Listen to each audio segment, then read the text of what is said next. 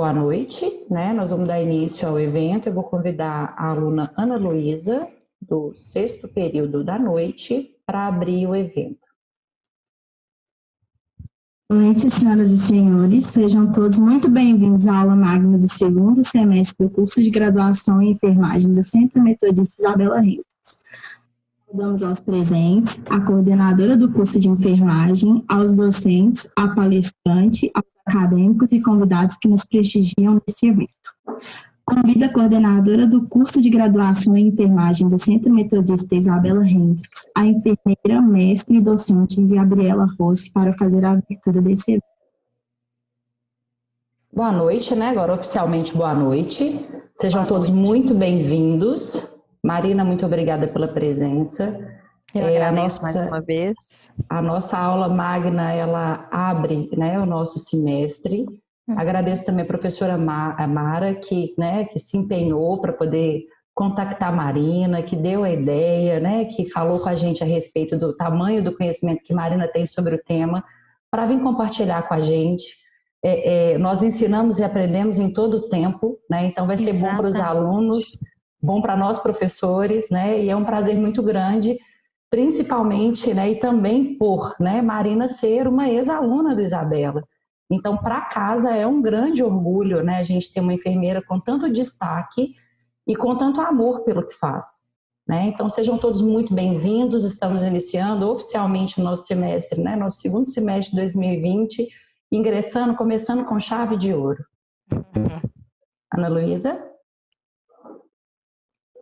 Convidamos a palestrante Marina Martins, graduanda em enfermagem pelo Centro Metodista Isabela Henriques, enfermeira especialista em aleitamento materno, cuidado materno-infantil e enfermagem do trabalho, educadora perinatal, capacitadora da iniciativa Hospital Amigo da Criança do Ministério da Saúde, consultora em aleitamento materno e primeiros cuidados com o recém-nascido, responsável pelo aleitamento materno das puerpérias beneficiárias do Programa de Assistência à Gestante e à Puerpéria da ArcelorMittal Aberta Saúde, palestrante, parceira da Medicina do Trabalho da mineradora Vale no programa Cegonha, foi membro do Comitê do Aleitamento Materno da Sociedade Mineira de Pediatra e defensora das boas práticas de assistência ao parto e ao aleitamento materno para ministrar sua palestra Amamentação na Prática antes, durante e depois do nascimento do bebê. Boa noite a todos mais uma vez. Agradeço imensamente o convite, o carinho, a confiança. E é um prazer imenso, né, de retornar a casa de forma remota, mas o coração emplacado aí nessa aula magna para vocês. Olá, Marina. Oi, Miriam. Que coisa boa te ver. Boa noite. Pois é. Eu queria, inclusive, pedir para os alunos anotarem as observações, que hoje em dia quase ninguém tem o hábito das anotações mais, né? Eu falo que nos meus cursos para gestantes eu faço todas anotarem os tópicos, para não esquecer, para não ter nenhum problema, anotar as dúvidas. Então eu aconselho muito aos alunos. Eu não gosto de falar aluno, aprendi isso com a Carol, Mara. Os estudantes, porque aluno, ausência de luz, né? E luz é o que eles mais têm. Então, aos estudantes que estão assistindo, que anotassem as dúvidas, né? Pontuassem algumas questões, porque eu costumo fazer minhas apresentações com imagem e tópicos. Eu falo muito mais do que está ali. Então, às vezes, passa alguma coisa batido, né, para eles, então, para depois ter maior esclarecimento, se eles quiserem anotar, vai ser bem bacana para eles. Marina, desculpa te interromper, só para dar um recadinho para os meninos. As dúvidas que vocês quiserem, né, as perguntas que vocês quiserem fazer para a Marina, manda no chat que a gente vai fazer após a apresentação, tá bom?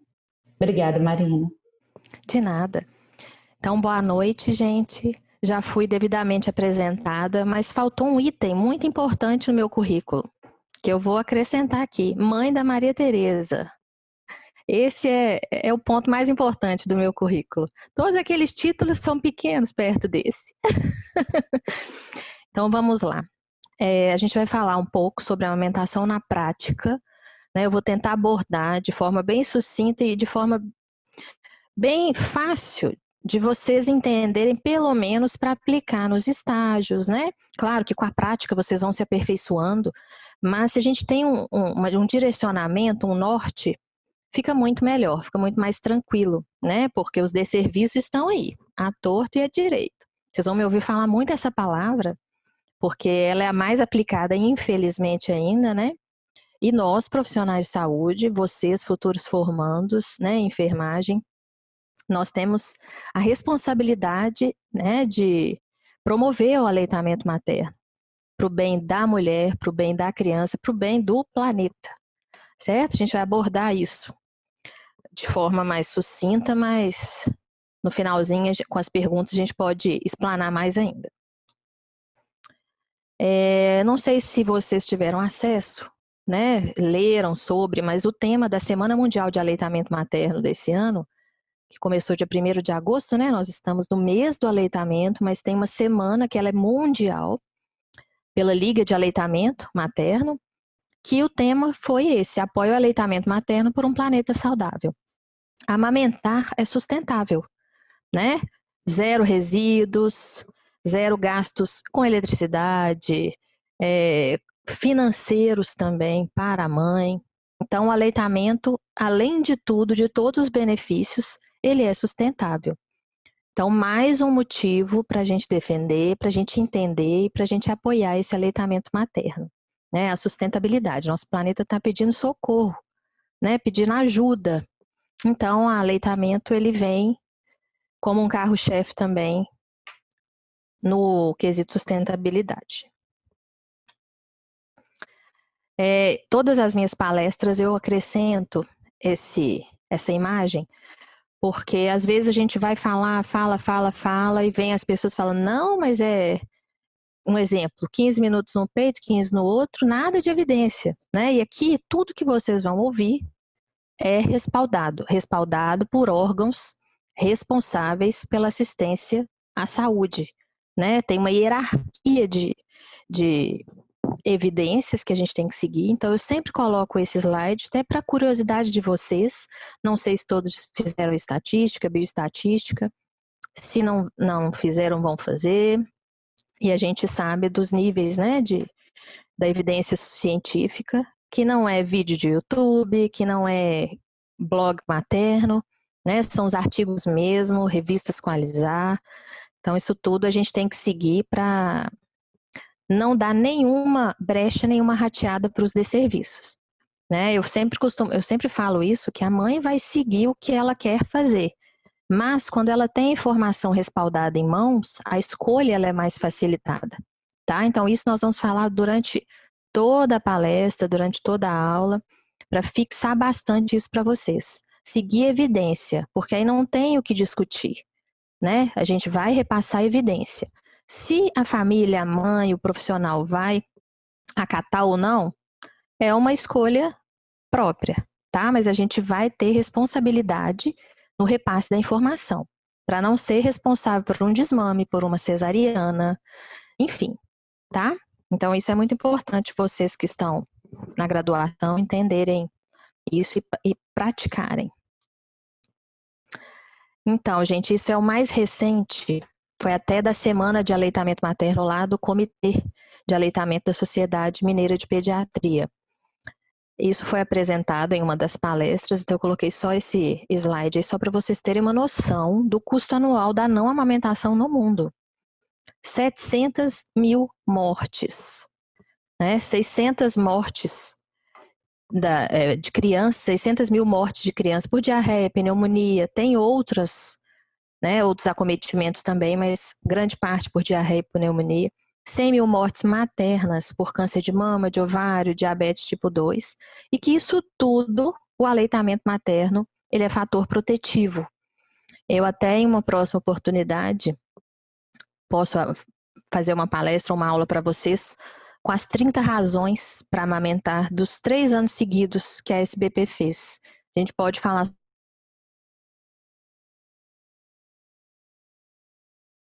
entender que o aleitamento vai muito além de nutrição, muito além mesmo. E aqui no Brasil, esse é um dado mundial, mas no Brasil são 300 mil mortes de crianças.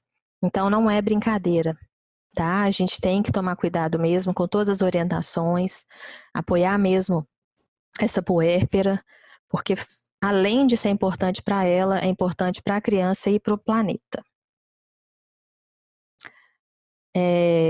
Eu sempre coloco isso aqui também, porque é bom fixar, é bom a gente olhar números, né, em termos de morbimortalidade, para a gente colocar a mão na consciência e tentar fazer o nosso melhor enquanto profissionais de saúde. Então, segundo as agências da ONU, se a maioria dos bebês fossem amamentados nos primeiros 2 anos de vida, seria possível salvar anualmente 820 mil crianças com menos de 5 anos. Não é brincadeira, né, gente? Então, que façamos a nossa parte da melhor maneira possível, sem seguir receitinha de bolo, né? Nós vamos falar mais à frente sobre os desserviços. Eu vou falar um pouquinho mais na prática da amamentação, mas os desserviços, eles entram porque eles comprometem a prática, tá? Então, temos que nos dedicar mesmo ao aleitamento materno, ao auxílio dessas mulheres, dessas famílias em que vamos prestar os serviços.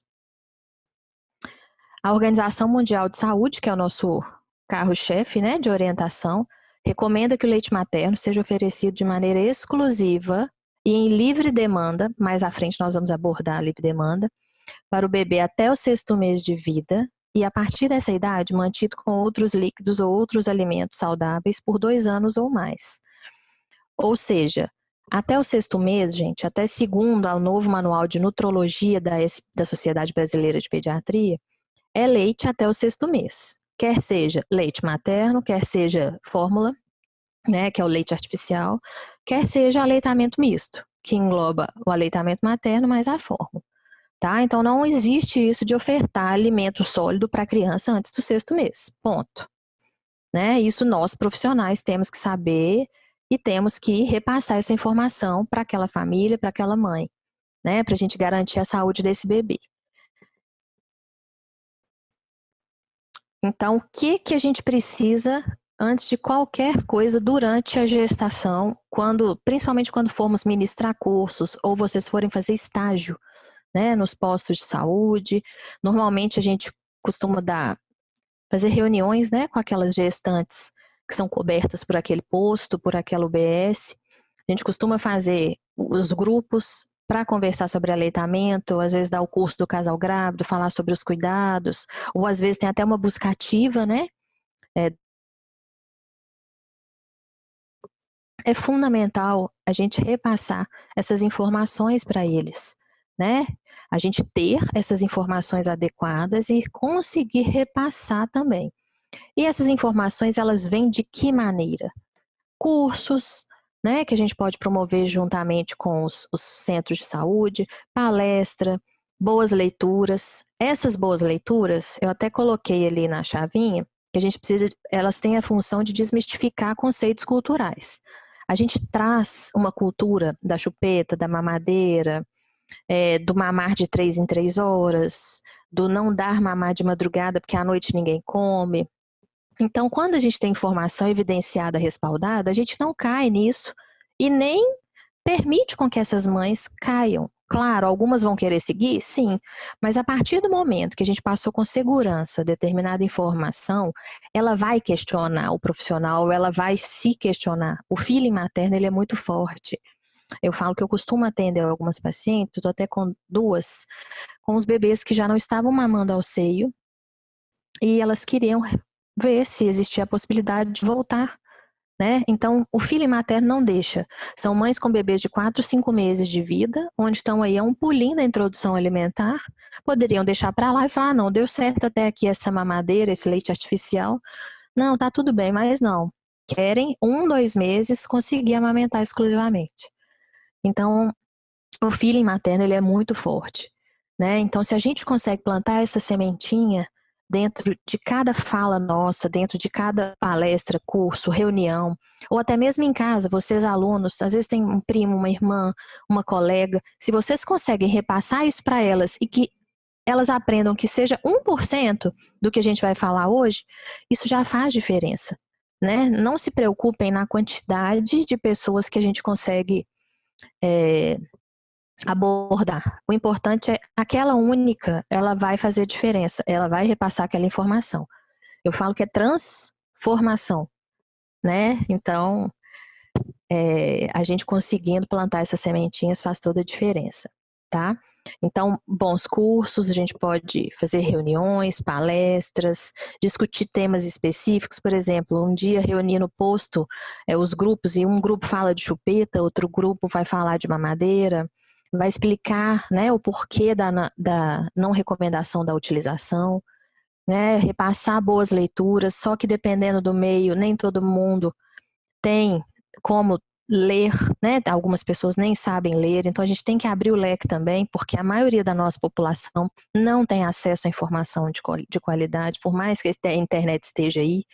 Então a gente tem que, inclusive, entender o contexto de cada família, né? E não simplesmente passar uma orientação, igual recebi paciente recentemente, onde a profissional pediatra prescreveu uma pomada X, não é dessas comuns, mas que custa mais de R$100 para uma família que não tem como nem comprar alimento, que está vivendo de auxílio, né? Então, quando vocês forem abordar as famílias, né, fazer a anamnese, tenta entender o que tem por trás ali daquela família, por trás daquela mama, né? A amamentação não é só a técnica, a gente tem que entender a história pregressa.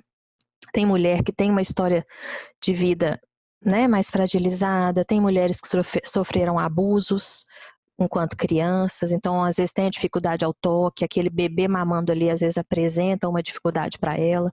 Então a gente ouvir, o poder de escuta ele está falho, né, o poder de escuta, a empatia. Então isso tudo faz parte da amamentação, tá bom? E outra coisa muito importante, a gente orientar uma consulta pediátrica pré-natal, antes do bebê nascer. A gente não tem uma afinidade com o obstetra que vai acompanhar, ou com o próprio ginecologista? Da mesma forma com o pediatra que vai acompanhar o nosso filho ou aquele bebê daquela família. Então, orientar a consulta pediátrica pré-natal também é um ponto importante. Preparo para a amamentação. Precisa a gente preparar para amamentar? Claro, né? Principalmente contra esses desserviços todos que estão aí. Então, é o ponto fundamental. Amamentar não é intuitivo da forma que as pessoas pensam. Claro, o neném vai nascer, a mãe vai tender a colocar aquele bebê ao seio? Vai. Mas ela vai entender o porquê, qual a importância, como colocar, né? Antigamente, as mães sentiam dor e o que era falado para elas, tem até uma paciente que cita isso também para mim hoje, que a mãe falou, não, é assim mesmo, vai doer até calejar. Depois, quando caleja, a gente segue amamentando. E não é mais assim, né, gente? A dor é um sinal vital, né? Então, a mulher amamentar com dor, só quem amamenta sabe o tanto que é difícil, né? Às vezes, um momento ali que a criança morde ou perde a pega, né? Um ponto onde tem muita terminação nervosa, o mamilo. Então, a gente tem que ser bastante... ter a cabeça aberta, né, o coração aberto para ouvir aquela mãe e passar as informações para ela de maneira correta, sem impor demais, sem dar aquela pressão de que você tenha que amamentar, né? Eu estava falando com a Mara agora há pouco sobre isso. Antes de ser mãe, era como se amamentar tivesse que ser, tem que amamentar.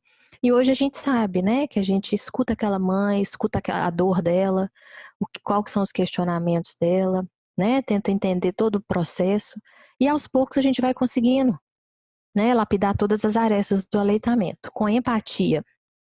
Então a informação clara, objetiva para essa mãe, né, que atenda a linguagem de cada família, isso a gente tem que ficar muito atento também, vocês devem ouvir isso muito. Então a gente tem esses conceitos culturais, né? Conceito de que neném no colo tá mimado, conceito de que tem que ficar no carrinho ou ficar só no berço, né? A gente empoderar a mãe, a família com as informações, né? Quando a gente passa a informação com segurança, a gente gera o que é o mais importante, né? Entre paciente, cliente e profissional, que é a confiança. Então, é nossa obrigação blindar os desserviços da melhor maneira possível e com bastante afeto. Alguns conceitos que são importantes a gente repassar. A gente tem que abordar a hora de ouro, que nada mais é do que a Golden Hour, é aquela primeira horinha de vida da criança, que os hospitais amigos da criança, que são os hospitais do SUS, eles têm um protocolo a ser seguido, né, que é a proteção durante o parto e a proteção da amamentação. A criança vai ficar aquela primeira, segunda hora de vida com a mãe, o máximo possível, né, onde vai estimular a produção de leite, estimular a busca pelo seio, vai ter aquela descarga de hormônios, de adrenalina, de ocitocina. Vocês vão ouvir falar muito em ocitocina nos estágios do aleitamento, estágio de saúde da mulher, né, o hormônio do amor, é aquele hormônio que vai fazer com que o leite seja ejetado, com que ele saia, tá? Então, aquela descarga de hormônio de reconhecimento materno, que a gente costuma chamar de imprinting, é como se fosse aquele reconhecimento, né? A criança dá aquele cheirinho, às vezes passa assim a linguinha no mamilo, alguns mamam efetivamente, outros não, né? Que é o contato pele a pele. Então é muito importante a gente defender essa Golden Hour até mesmo para o aleitamento, né? Em função da estimulação da produção de leite. A teoria da esterogestação, né? Que o antropólogo Ashley Montagu tanto defendeu, que é a gestação fora da barriga, né? Nós não nascemos prontos, então a gente termina de ser gestado aqui do lado de fora, por isso que o bebê, quando está no colinho, e a gente tira do colinho, ou tira do seio, chora, aí pega, as pessoas falam, tá mimando a criança. E não é dessa maneira, né? Tudo tem um porquê, tem a explicação. A gente fala dos 3 primeiros meses, né? Que a nossa gestação teria que ser de 12 meses. E aí, às vezes, eu brinco e falo que a minha durou 10. Fiquei com Maria Tereza na minha barriga 41 semanas e um dia. Mas a nossa gestação, ela termina um pouquinho antes. E a gente termina de gestar os bebezinhos aqui do lado de fora. Então, explicar isso para aquela família, para aquela mãe, para aquele grupo de mulheres, faz diferença para ela entender quando o neném chorar demais e demandar muito colo, muita atenção, muito pele a pele, que tem um porquê. Então, quando a gente explica para a mãe entende, não se sente culpada em função de estar carregando o bebê ou de estar conflitando com algum familiar em função disso, né? Porque a gente escuta tanto, não, vai ficar mimado.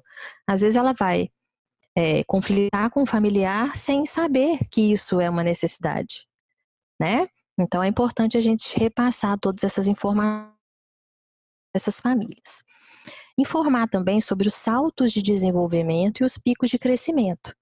Nada mais são do que, quando a criança começa a desenvolver muito, tem aqueles picos grandes de crescimento, e adquirir habilidades, habilidade de segurar algo, de virar pescocinho, de começar a firmar o pescocinho. Nesses períodos, eles demandam muito da mãe, muito. Muito colo, muito peito, ficam mais chorosinhos. Alguns quase não dormem, outros dormem mais do que o habitual. Então, quando a mãe entende tudo isso, antes do bebê nascer, fica mais fácil, né? O pós-parto ele já é muito delicado. E a mãe receber essa informação no pós-parto, mais difícil ainda, né? A cabeça está uma confusão, os hormônios, privação de sono. Por isso, a importância do preparo para a amamentação.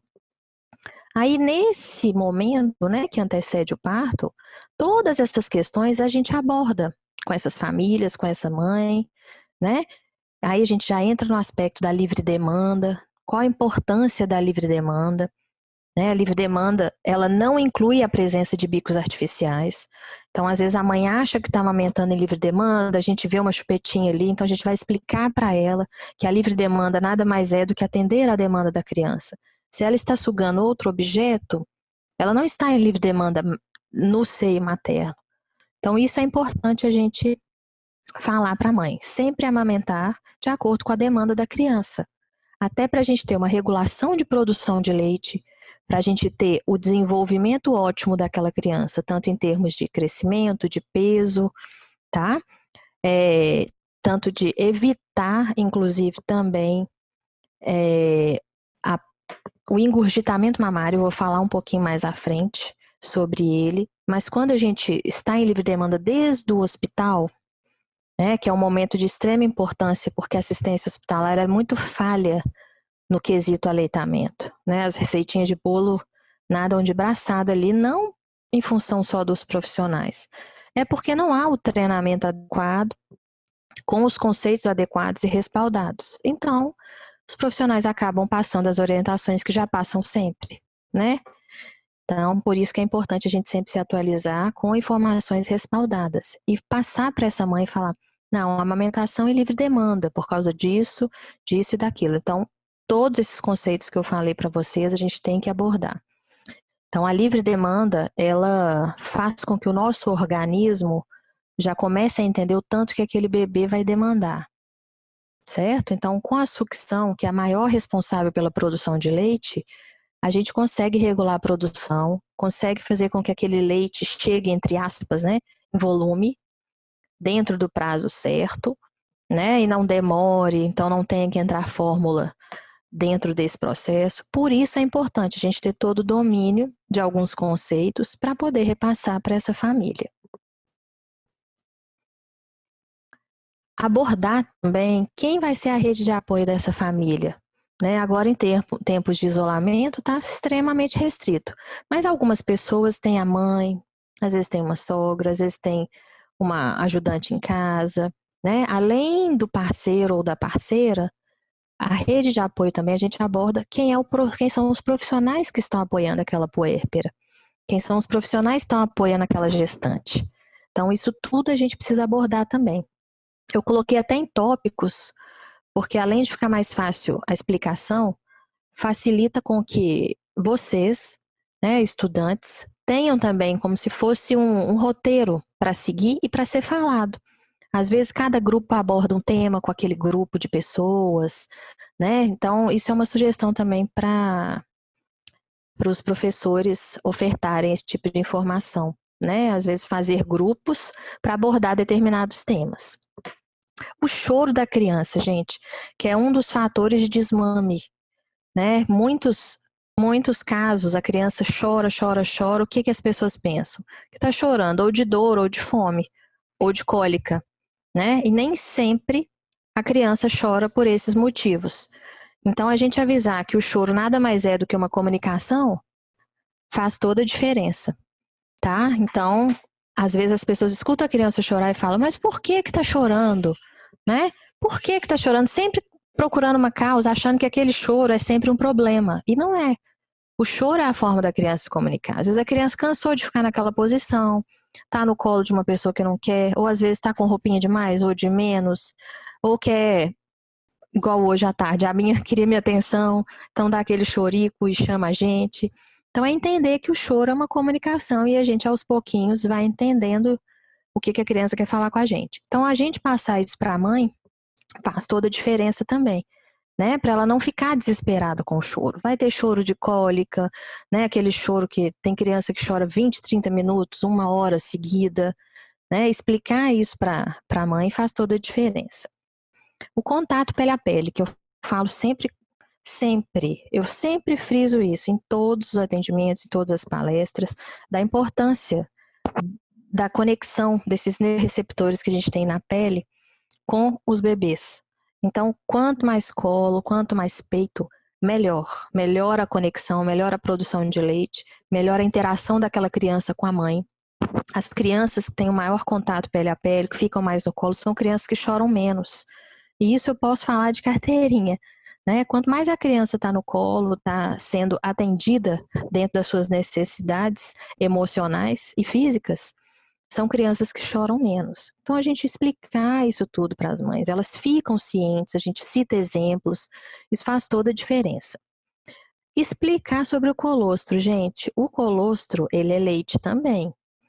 Às vezes, a mãe está lá no hospital, chega alguns profissionais, fazem a expressão areolar da mãe, às vezes de forma até incorreta, infelizmente, isso acontece muito. E o colostro, ele vem assim, tímido, né? Quando a gente faz a expressão areolar, e é normal. A quantidade de colostro ela é mais do que adequada para o estômago da criança, né? Porque o estômago da criança é pequenininho quando nasce. À medida que vai crescendo e vai mamando, ele vai aumentando de tamanho, tá? Então, o colostro é fundamental, mas tem que deixar a criança mamar. Às vezes, chegam no hospital, vem alguns profissionais e falam, não preocupa não, tá dormindo muito, mas tem reserva.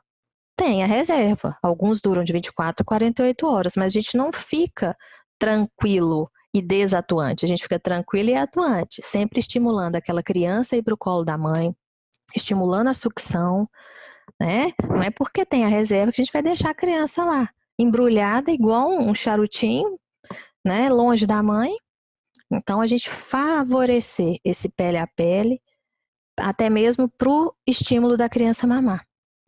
Ok? Então, o colostro é leite, gente. Ele é pouquinho mesmo, porque o estômago é pequeno. Eu vou mostrar uma imagem para vocês terem uma noção, uma média, né, do tamanho de estômago de bebês a termo, bebês que não são prematuros, que não têm nenhum tipo de síndrome. Olha aí, essa figura eu gosto muito dela. Ela mostra a capacidade máxima do estômago da criança no primeiro ano de vida, em termos de média.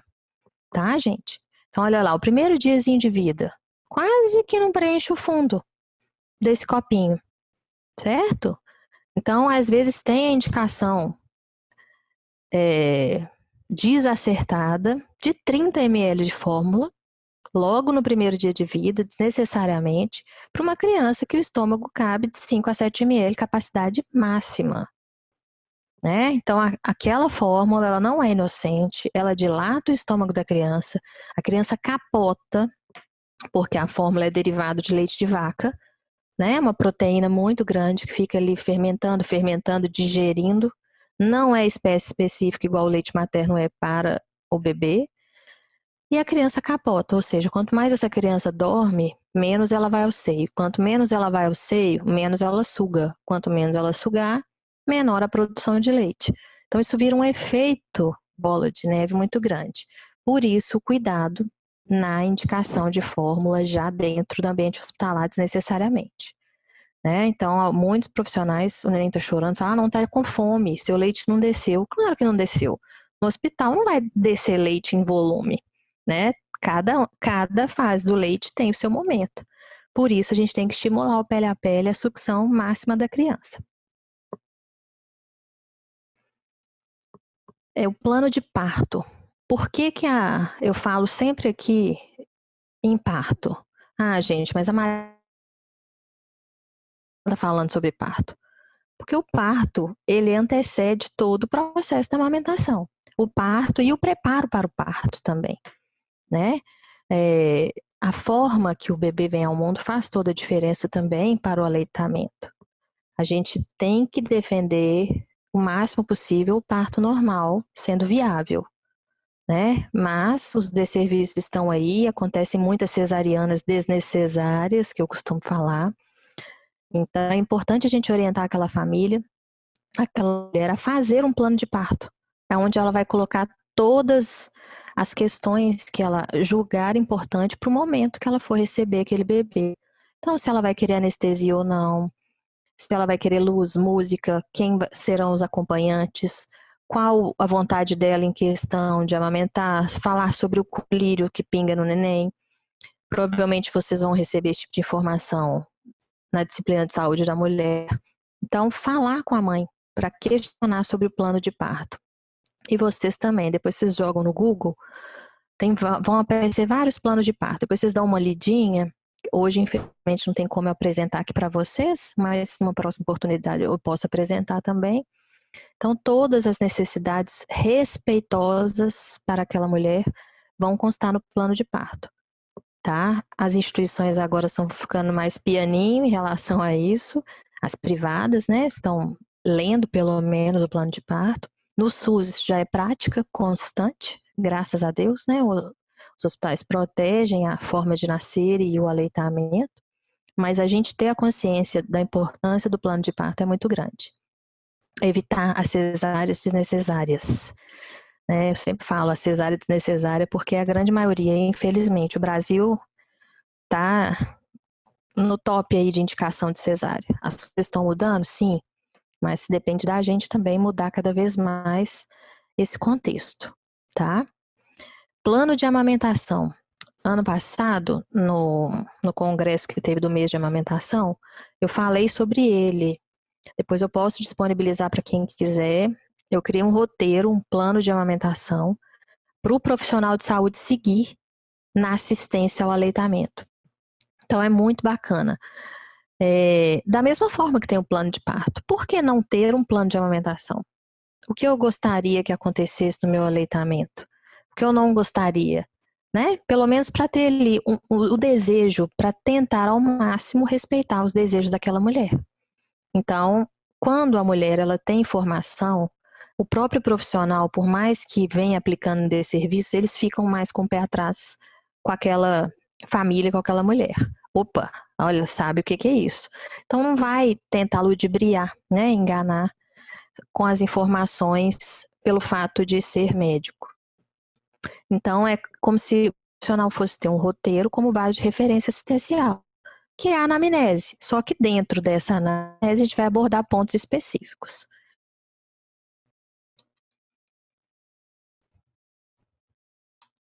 Fontes evidenciadas e respaldadas que nós, profissionais de saúde, temos que andar debaixo do braço com eles.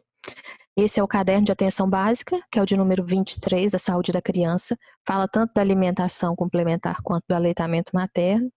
Esse aí, a edição é de 2015, mas já está em processo de revisão para sair até o final desse ano ou o próximo ano o novo caderno 23.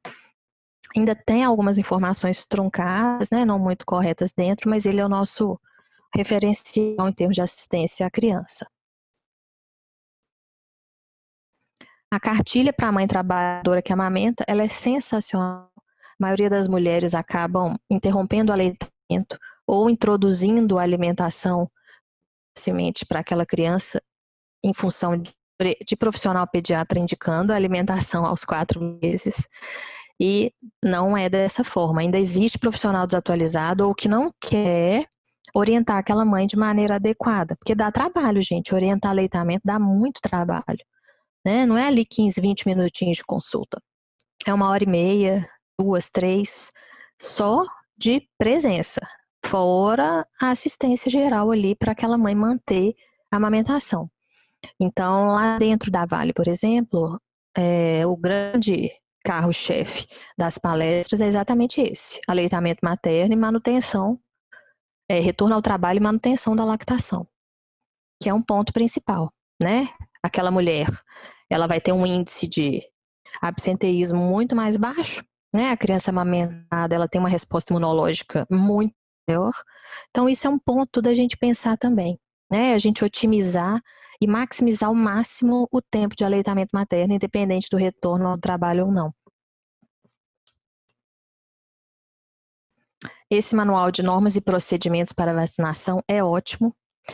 Inclusive, esses dias no posto eu sempre abordo isso, mas eu não tive nenhum problema, mas a maioria dos profissionais não permite que a mãe amamente durante os procedimentos de vacina. E na página 49 desse manual, quem quiser pode abrir essa página, printar, tem escrito que de 2 a 3 minutinhos, inclusive as evidências científicas, né, comprovam que a gente colocar o bebê no seio antes dos procedimentos invasivos é uma analgesia, a gente chama de mamalgia, né? Claro, exceto a vacina de rotavírus, que ela é oral, então a criança não pode mamar nem 1 hora antes, nem 1 hora depois. Mas o restante, né, ou outro tipo de procedimento, é criança no peito da mãe, né? E o profissional, ou o pai, ou outra pessoa que esteja junto, segurando a perna, outras vacinas ou o bracinho. Certo? Então tá na página 49, gente. Mostrem isso, imprimam, printem, mandem para as mães, pratiquem, né? Eu sei que muitos estudantes de enfermagem já trabalham na área como técnicos de enfermagem, então atualizar diante disso, né? Em alguns eles ainda falam, não, isso é modinha. Olha a modinha, gente, desde 2014 tem esse manual, tá bom? Então informação é a chave do negócio. E esse é o manual de nutrologia da Sociedade Brasileira de Pediatria. Essa não é a capa do atual, tá? Ela é igual, mas esse não é o atual. Ele já está disponível em PDF, então vocês podem também adquirir. É onde tem falando essa questão que eu comentei com vocês sobre a introdução alimentar da criança começar a partir do 6º mês. Mas se a criança tiver com todos os sinais de prontidão, né? Que a gente pode falar sobre isso também depois. Não é fez 6 meses já começa, não. Aí a gente vai observar alguns sinais para ver se aquela criança está pronta para receber aquele alimento. Então, pensem bem, vocês enquanto estudantes, as famílias que vocês forem assistir, imagina, todo esse baú de informações em mãos, faz toda a diferença para um puerpério um pouco mais leve, que já é difícil com a gente tendo informação, imagina sem, né? Então, cabe a nós ter esse repasse de informação consciente. Agora, a gente vai falar nos pontos chaves da amamentação. Confusão de bicos. Não sei se todos já ouviram falar. Gostaria que vocês anotassem ou buscassem os artigos desse profissional sensacional, chama Pedro Vinha. Ele é dentista, ele estuda a ortopedia dos maxilares, né? Fez estudos perspectivos e prospectivos de crianças amamentadas ou não, de crianças que utilizaram mamadeira ou não. Estudou a polissonografia dessas crianças que tiveram uso de mamadeira e chupeta, que a maioria das pessoas acham que chupeta e mamadeira compromete somente o aleitamento quando compromete, né? Mas não é, tá? Bicos artificiais, eles comprometem fala, mastigação, respiração, deglutição, ok? Eu vou explicar mais à frente por que disso. Só que é algo cultural, né? Não é com imposição que a gente resolve essas questões. Ah, o bico acalma. É um falso calmante, né? Porque além de tudo, dilata o estômago da criança com entrada de ar inadequado.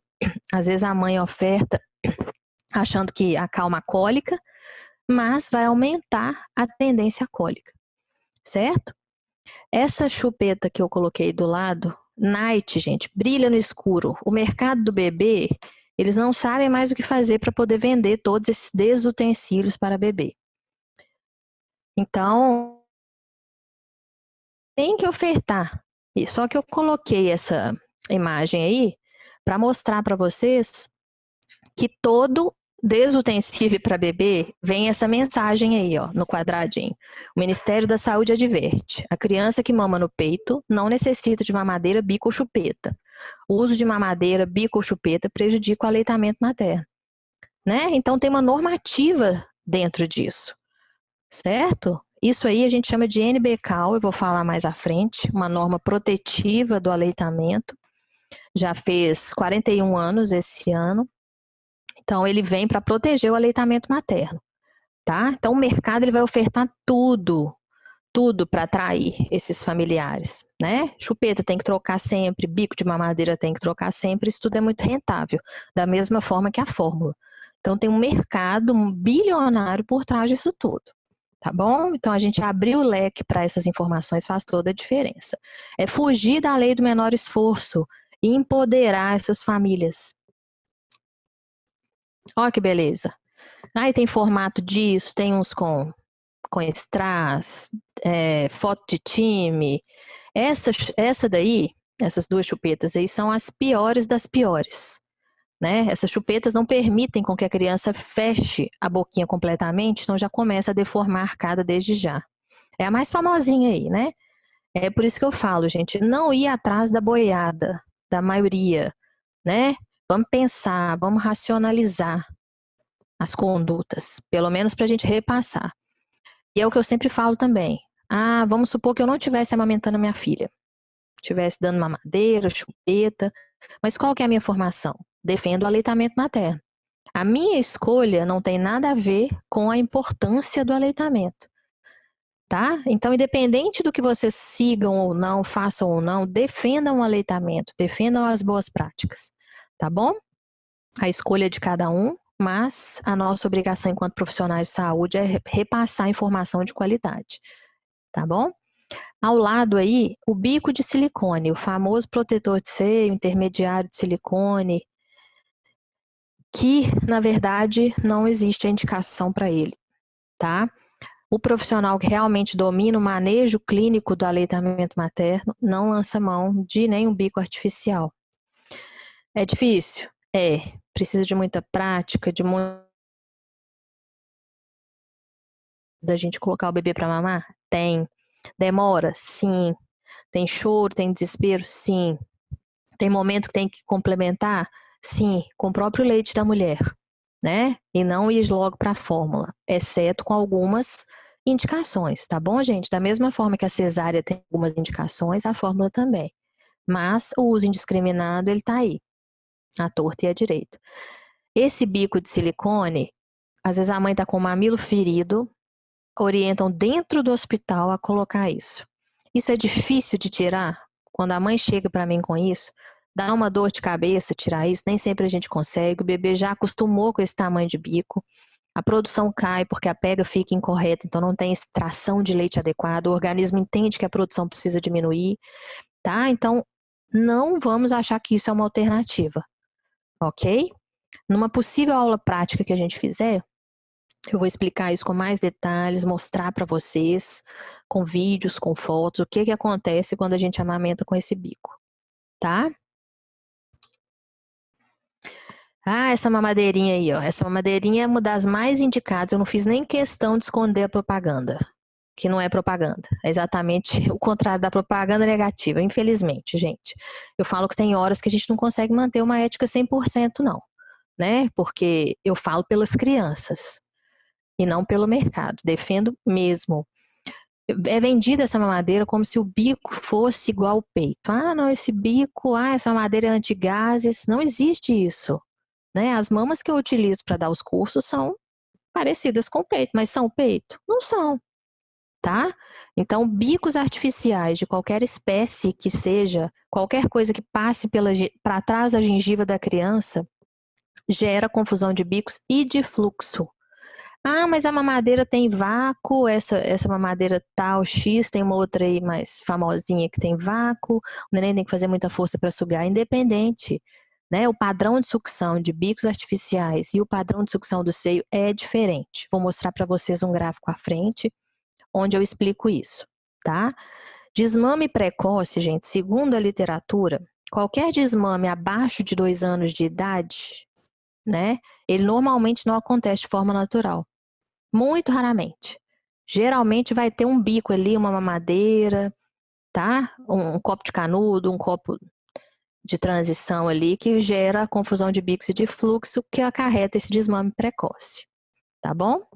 Se a mãe vai amamentar até 2 anos, 3, 1 mês, 1 ano, isso é uma escolha dela, mas ela tem que saber o que é o desmame precoce na íntegra, tá?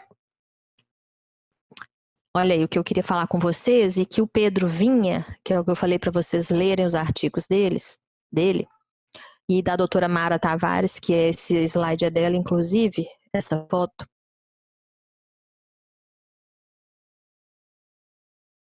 Pode mandar uma mensagem lá no Instagram que eu marco vocês, tá? Qualquer informação que vocês precisarem, eu estou à disposição. Olha, gente, a sucção do aleitamento materno. Vocês estão lembrando de vetores do colégio, aquelas setinhas que a gente fazia as continhas delas? Pois é, olha do aleitamento materno primeiro, tá? A boquinha vai para frente, a boquinha sobe, ela desce e vem para trás e vai fazendo todo aquele movimento. O bico é sucção para cima e para baixo. Qualquer bico, de mamadeira, bico de silicone, chupeta, copo de transição, tá? Que tem aqueles biquinhos molinhos. Aqui lá é uma mamadeira disfarçada. Então a sucção, o grande problema dos bicos artificiais não é só aleitamento. É a disfunção da ortopedia dos maxilares. E da questão muscular e articular também. Né? A amamentação é a primeira academia facial, onde vai ter todo o desenvolvimento de músculo de bochecha, língua, traqueia, faringe, tudo isso tem músculo. Então a gente precisa desenvolver esse músculo para posteriormente falar, mastigar, respirar de maneira correta, deglutir. Tá bom? Então, meu filho usou chupeta, mamou até 2 anos, não largou o peito. Não é só alteração visível que acontece. E a gente não vai se prender à criação dos sobreviventes. Ninguém está querendo testar. É igual antigamente tinha, né? Do comi e não morri. Antigamente a gente comia gordura de porco, ninguém morria. Hoje não pode, porque colesterol isso e aquilo. Ninguém está querendo testar a saúde de ninguém. Né? O grande objetivo é a gente formar seres humanos mais saudáveis. E que começa por onde? Pelo parto e pelo aleitamento materno. Tá bom, gente? Então, a alteração do padrão de sucção é o ponto da questão da confusão de fluxos e de bicos. que vai comprometer todo o desenvolvimento orofacial da criança. Agora, fissura mamilar. Esses bicos artificiais também causam, né, as fissuras mamilares. Às vezes a pega incorreta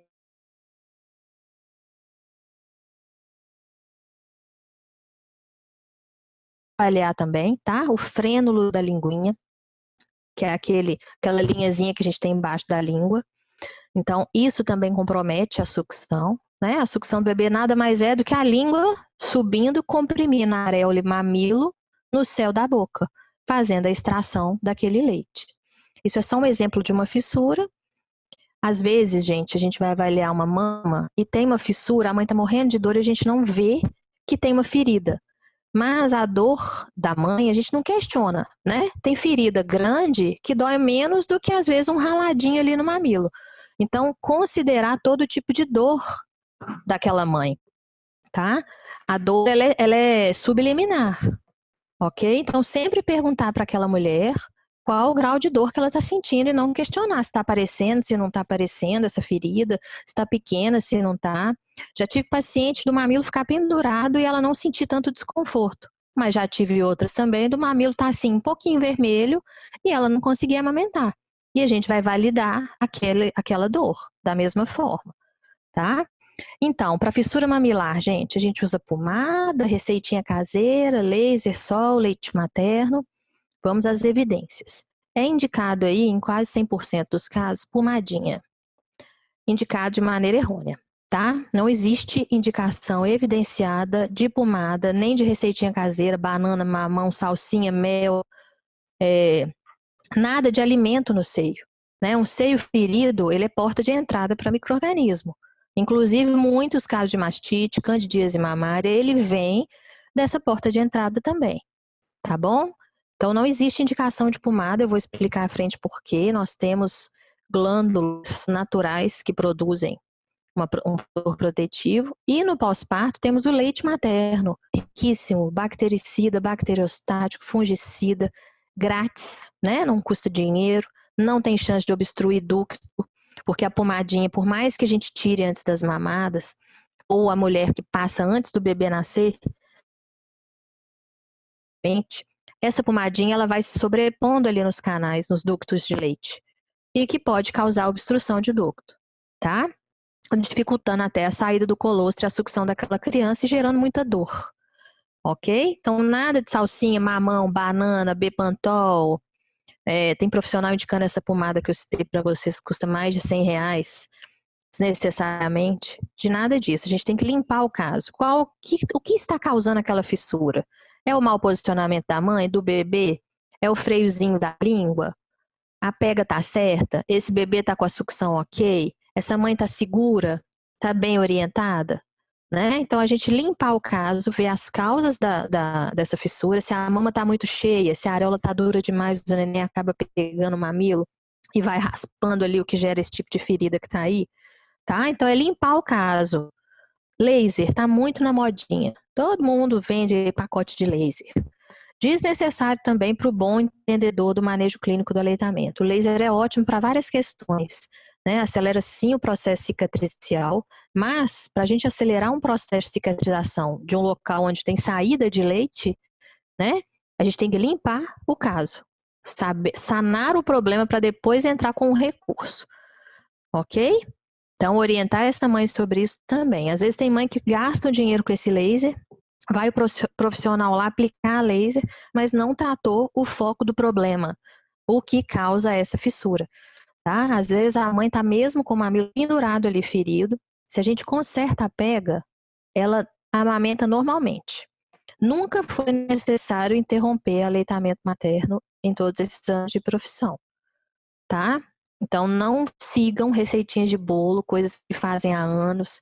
Vamos sempre nos atualizar em relação a essas questões.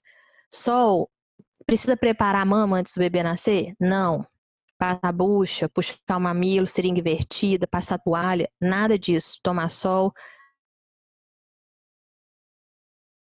Um sol, 5 minutinhos de sol ali.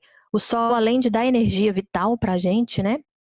Ele também é fungicida, tá? Então, 5 minutinhos, e é só no mamilo, gente. As orientações de sol que eu ando vendo aí, pelo amor de Deus, tá? E passar o próprio leite materno, antes e depois da mamada. Espera secar, ok? Então, é dessa maneira que a gente passa a orientação. Eu tô falando aqui, gente, o geralzão. A gente tem que avaliar cada caso. Aqui eu não tô dando consulta, não tô avaliando especificamente ninguém. Então, buscar o profissional responsável pelo assunto, tá? Olha os principais desserviços. Eu adoro esse slide. Coloco ele em todos os locais que eu vou. Só para vocês entenderem. Aí, nesses quadrinhos, nesses círculos, estão os principais desserviços que vocês não vão repassar. Ah, tá fazendo seu peito de chupeta. Não existe isso, né? Ah, tá chupetando o peito. Isso chama sucção não nutritiva. E ela é tão importante, ou até mais importante, do que a sucção efetiva, tá? É onde o neném vai satisfazer todas as necessidades orais que ele precisa. É aquele afeto final. O início de sucção é aquela sucção mais ativa, o neném está satisfazendo as necessidades nutricionais. Depois são as necessidades emocionais e orais da criança. Então, deixar a criança mamar num seio até soltar sozinha. A criança sai meio groguezinha assim, quando tem uma mamada efetiva. Tá bom? Não tem isso de 15 minutos num peito, 15 no outro. Só deve mamar 15 minutos em cada peito, olha aí. De jeito nenhum. Livre demanda. O bebê vai mamar o tempo que for necessário para ele. Meus filhos tomaram fórmula e têm uma saúde ótima. Aí, a criação de sobreviventes. Eu também. Eu não mamei nem um dia na minha vida. Desde o hospital me deram chá. O que não é recomendado antes dos 6 meses, viu, gente? Nem chá, nem água, nem nada. É só leite. Então, não existe isso. A intenção era ver se o filho ia ter saúde ou não tomando fórmula, tá? Então, vamos sair dessa criação de sobreviventes aí, buscar evidência e formar seres humanos mais...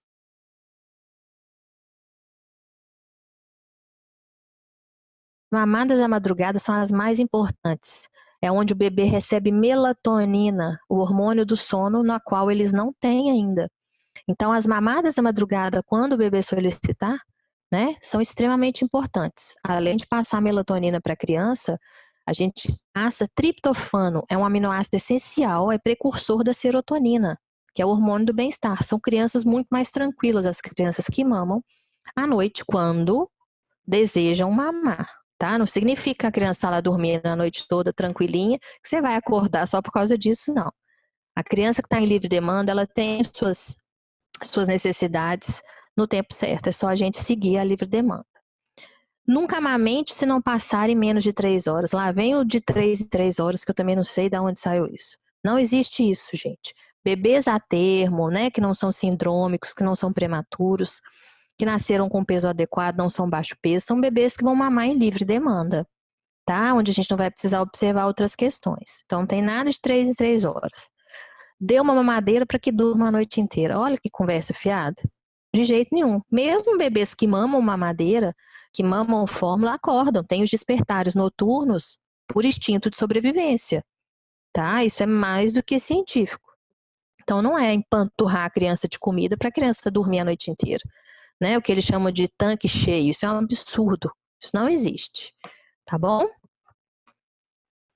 Aqui foi o que eu tinha falado com vocês, que estava lá na chupetinha, no retângulozinho, falando que bebês que mamam no peito não precisam de chupeta, mamadeira, enfim.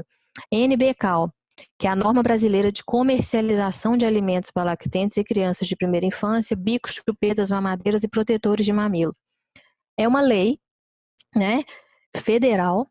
Ela surgiu desde 2006, mas antes disso já era uma resolução do Ministério da Saúde, depois a Anvisa validou e se tornou lei federal. Ela fiscaliza isso tudo. Então, assim, às vezes vocês vão no supermercado ou na farmácia, tem lá promoção de leite. Isso não pode, né? Eu vou em todas as farmácias, quando eu era do comitê, eu notificava. Agora eu só falo, vocês conhecem a NBCAL? Tem os telefones que vocês podem entrar em contato, denunciar o local, tá? Porque não pode ter mamadeira, de leite, nada disso. Isso não pode ter lugar de destaque, tá? Para venda. O objetivo é tentar proteger o aleitamento materno o máximo possível. Pega correta do bebê ao seio, gente. Essa figura é uma figura clássica, né? da boquinha de peixe, que nem todo bebê faz essa boquinha de peixe. Tem bebê que tem um pouquinho menos de lábio, às vezes o lábio não é verte todo, né? Mas o foco mais importante é o nariz estar livre. Quando o nariz do bebê está livre, o queixinho está todo encostado no seio e o neném consegue olhar para a mãe, né? Então é o bebê viradinho para a mãe, que é o famoso barriguinha com barriguinha. Bem posicionado, de preferência a nuquinha do bebê bem alta, mais na volta ali do cotovelo, para que o bebê encoste o máximo possível de queixo na mama e o nariz fique livre. Se a mãe está amamentando e puxando assim a parte de cima do seio para o neném respirar, a pega já não está correta e o posicionamento da mãe e do bebê já também não está correto, tá bom? Quando o bebê suga, a boquinha, a bochechinha vai enchendo, como se estivesse enchendo. Não faz aquela covinha de quando a gente faz boca de peixinho, tá? Só que são várias as questões que a gente precisa avaliar também para essa pega estar correta. Isso aí é só o que dá para a gente ver, né? Tem a questão do frênulo da linguinha, que eu já expliquei para vocês. Tem questão de palato, tem criança com lábio leporino, fenda palatina. Então, são várias as questões que a gente precisa avaliar para garantir a pega correta. Isso é só um exemplo, tá? E outra coisa, pega correta não dói. Uma coisa é a mãe sentir sensibilidade, outra coisa é dor durante todo o momento da mamada, tá? Então, se está doendo, a pega não está correta por algum motivo ou em algum momento. Outra coisa, tem profissionais falando que o bebê tem que abocanhar a areola inteira. De jeito nenhum, gente. Tem mãe que tem a areola bem grande, né? Com diâmetro bem grande, que o neném nunca vai conseguir abocanhar o máximo possível. Então, a gente apoiando a mama com a mãozinha do seio, eu vou mostrar em seguida, a gente consegue fazer com que esse bebê abocanhe com maior qualidade essa mama. E outro fato importante, que vocês até podem anotar, que eu acho extremamente válido, a gente drenar a areola, tirar as primeiras gotinhas de leite, para aquela areola, onde é a parte mais escura do seio, né, ficar bem molinha, para esse bebê conseguir abocanhar de maneira correta, tá? Quando a areola está muito dura, o peito está muito cheio, o neném vai cair para o mamilo e vai ferir esse mamilo. Aí é uma foto de uma amiga muito querida, autorizada por ela. Não tem lábio quase que nenhum, nem superior nem inferior. Minha filhotinha, o superior dela também não é tão visível, não. Tá vendo que o nariz está livre? A bebezinha está olhando a mãe. É um bebê que a gente chama de um bebê que está bem posicionado, sabe? Até pelo movimento do bracinho aí, o jeito que para, a gente consegue ver que está sugando de maneira adequada, tá bom? Aqui eu coloquei só alguns tipos de posição. Essa deitada é a que eu mais ando praticando, inclusive. As madrugadas, gente, era uma recomendação do Ministério da Saúde, tá? De madrugada a gente acorda para amamentar. Nossa Senhora, só Deus sabe. Então, a chance da gente cochilar ali com o bebê no colo mesmo é muito grande. Então, é uma recomendação da gente deitar. E outra coisa, gente, quem deita é só a gente. O bebê, ele já mama deitado em qualquer tipo de posição. Vocês estão vendo ali? Então, às vezes tem profissional que fala, vai dar otite o neném deitar. De jeito nenhum. E outra coisa, leite materno é fator protetivo contra otite, né? Ele é bactericida. O que dá otite e otite de repetição é fórmula na mamadeira, tá? Em função da alteração do padrão de sucção. Sucção ao seio, o velo faríngeo, que é uma bolinha que a gente tem, um buraquinho que faz contato ouvido, nariz, garganta, ele é fechado durante a sucção ao seio. Então, a chance de ir leite materno para o ouvido é mínima. E se for, não vai gerar otite. Ok? Mais um mito aí, de que não pode amamentar deitado que dá otite. Apoio das mamas com a mão do C, que a gente coloca os 4 dedos embaixo da mama e o polegar em cima, para a mama ficar na altura do rostinho da criança, né? Às vezes tem aquela mama mais pitosada, né? Mas com uma quedinha maior. Então, se a gente só coloca o bebê ao seio, quando a gente solta, essa mama tende a descer, primeiro porque está pesada também, cheia de leite, e em função da própria constituição tecidual daquela mulher. Então, o neném fica como se fosse pendurado no mamilo. Então, é sempre importante a gente apoiar a mama com a mãozinha do seio, não com aquele dedo de tesoura, que desde quando a gente é criança, a gente brinca com isso, né? Tipos de mamilo, gente. Deixar isso muito claro, principalmente para as mulheres que acham que não vão conseguir amamentar, ou que o próprio obstetra falou que não vai conseguir, já compra o bico de silicone. Não há essa necessidade, tá? O bebê mama em qualquer tipo de mamilo. Pode ser mais difícil no início? Pode. Mas aí a gente busca um profissional que terá paciência de ajudar, tá? Tem que ter calma em ajudar aquele bebê a fazer aquela pega. Cada mama tem um tipo de densidade, então tem aquela mama muito grande, às vezes a gente tem que fazer uma tipóiazinha para apoiar a mama, além de segurar com a mão. Então são várias as questões, tá bom? Não existe a indicação do bico de silicone. Concha, essa eu costumo chamar de piscina da candidíase mamária, entre aspas. Protruir mamilo de mãe que tem mamilo ou plano ou invertido. Isso protrui, gente, momentaneamente. A constituição do nosso corpo, ela é única, né? Às vezes quem tem o mamilo invertido, se arrepia ou se toca no mamilo, ele sai um pouquinho para fora, mas depois ele volta para dentro, tá? Mas só é protruído pela sucção do bebê ou por cirurgia plástica, tá? Então não existe indicação disso nem no pré-parto, nem depois. Tem profissional que fala para a mãe ficar esterilizando essa concha e coletar o leite materno que cair aí. De jeito nenhum, gente. Leite materno é extremamente orgânico, riquíssimo, tá? E perde só da gente olhar para ele. Então não tem isso não, de coletar o leite e ofertar para a criança dentro da concha não, tá bom? Alguns profissionais indicam também para proteger fissura. Isso não é uma orientação, tá? Isso daí, por mais que tenha furinho, quando a gente cobre com sutiã, a pele começa a respirar, vira uma estufa, né? Um meio de cultura para candidíase mamária, ambiente quente, escuro, úmido e nutritivo.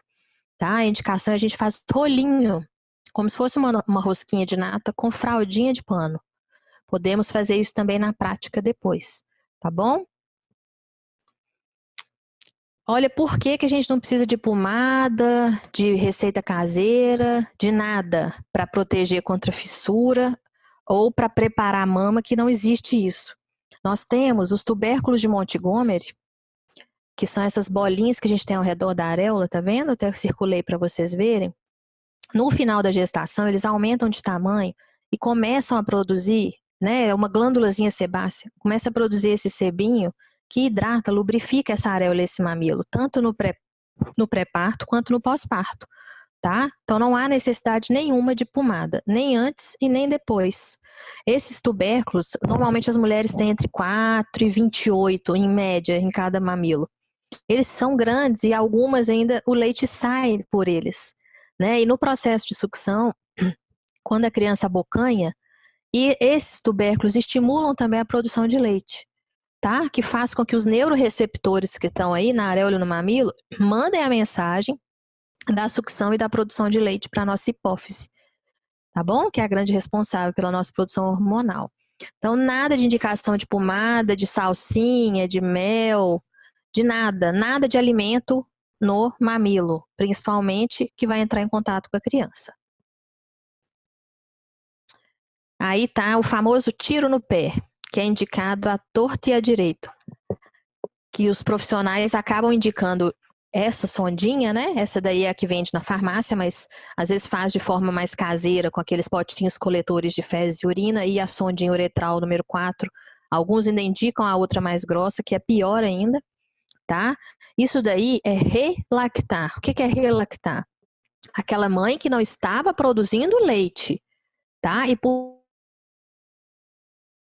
1 ou 2 semanas, certo? Só que o que acontece? O uso tem sido indiscriminado como se fosse um substituto à mamadeira. E não é um substituto à mamadeira. Muito pelo contrário, é um tiro no pé, tá? Além de ser cansativo, de dar trabalho, porque a mãe onde vai ter que preparar o leite, vai ter que parar, colocar a sondinha, isso é o grande gerador de confusão e de fluxo. A criança, com o tempo, ela passa a não sugar o seio com qualidade, porque acostuma com esse fluxo fácil. Por mais que tenha que ser feita uma pressão maior, essa pressão ela é muito menor do que a sucção da criança sugando ao seio. Tá bom? Então, eu deixei até em negrito ali. Não é uma alternativa à mamadeira. Engurgitamento mamário. Nada mais é do que a chegada do leite em volume. O engurgitamento mamário, gente, ele não é um problema desde que aquela mulher, aquela família saiba o que fazer, né? Porque senão acaba ouvindo os blá blá blás. Vai para debaixo do chuveiro, deixa cair água quente, passa o pente, né? Não tem que fazer nada disso. Engurgitamento e água quente não combinam, tá bom? O profissional especializado em aleitamento, ele vai te orientar, inclusive se precisa da fria, tá? Ou quando usar a fria. Tem hora para usar a compressa fria, tem tempo de compressa, todo tipo de compressa, a termoterapia, ela tem o seu tempo ótimo, né, da sua eficiência, a gente pode abordar isso mais especificamente depois. Não existe isso. Massageia o peito e põe compressa fria. Tem hora. Se a gente põe compressa fria antes da criança mamar ou antes daquele leite ser drenado, isso vira um problema, tá? Porque vai vasoconstringir, vai fechar o vaso e o leite está retido ali dentro. Então vai ficar leite residual que pode gerar uma mastite, uma inflamação das mamas, além de muita dor, tá? Então nada de sair repetindo a receitinha de bolo. A gente tem que avaliar cada caso e ver a real necessidade, tá? Tempo também. Quando a gente coloca uma compressa fria por um tempo muito grande, acima de 15, 20 minutos, a gente faz o que a gente chama de efeito rebote. O organismo entende e fala, opa, tá faltando sangue nesse local, vou mandar mais sangue. Então é como se a gente estivesse colocando uma compressa quente, tá? Então nada de passar orientação de receitinha de bolo. Temos que avaliar cada caso. Eu coloquei essas fotos dessa massagem aí, porque a maioria das pessoas orienta a mãe a massagear do alto para o mamilo. E não é o contrário. A gente primeiro massageia a areola, drena aquelas primeiras gotinhas, a gente tem que liberar o fluxo de saída. Se a gente massageia lá no alto primeiro, a gente além de estimular também e tá liquefazendo aquele leitinho que tá empedrado ali, gelatinoso, a gente força a saída daquele leite, mas causa uma obstrução de ducto por pressão, tá? Então primeiro desobstruir a saída, ponto. Depois pense em massagear o restante. Oferta de leite, gente, quer seja em ordenha de leite materno, quer seja oferta de fórmula. Primeira orientação para a gente evitar risco de desmame ou de confusão de bicos e de fluxo, copo aberto. É fácil? Não. Precisa de prática? Sim, tá? Mas se a mãe souber utilizar esse copo aberto, é o mais eficiente, é o mais seguro, é o mais barato, tá? Então, o primeiro ponto é o copinho. Só que a gente precisa ensinar essa mãe a utilizar, tá? O copinho, ele não pode ter aquelas bordas, igual todo mundo às vezes oferta naquele de café no hospital. Aquele copinho é perigoso, ele machuca às vezes até a nossa boca, tá? Então a gente encosta o copinho ou tampinha de plástico assim, ó, e encosta o copinho nas duas laterais do cantinho da boca. E o neném não vai tomar esse leite, o neném vai sorver, vai igual gatinho lambendo esse leite. Então a gente não vira o leite de uma vez não, tá? O bebê semi-sentado, a gente vai ofertando esse leitinho. Podemos também fazer isso na prática. Essa é uma das que eu mais gosto, que é a colher dosadora, a antiga colher que eles indicavam para colocar papinha. A gente coloca o leite materno aí dentro, ou a fórmula. Gente, uma coisa importante de frisar para vocês, mesmo o bebê que não mama no peito, ele não precisa de mamadeira, tá? A mamadeira, ela vai comprometer o desenvolvimento orofacial da criança. Então, não é porque não está mamando no peito que a gente vai orientar a mamadeira. De jeito nenhum, tá bom? Então, a gente orienta as alternativas à mamadeira. A colher dosadora é excelente. Inclusive, a gente controla o fluxo de saída, então derrama menos. Porque o copinho é uma confusão, né? Se a pessoa não dominar, às vezes a criança está nervosa, bate a mão, cai leite.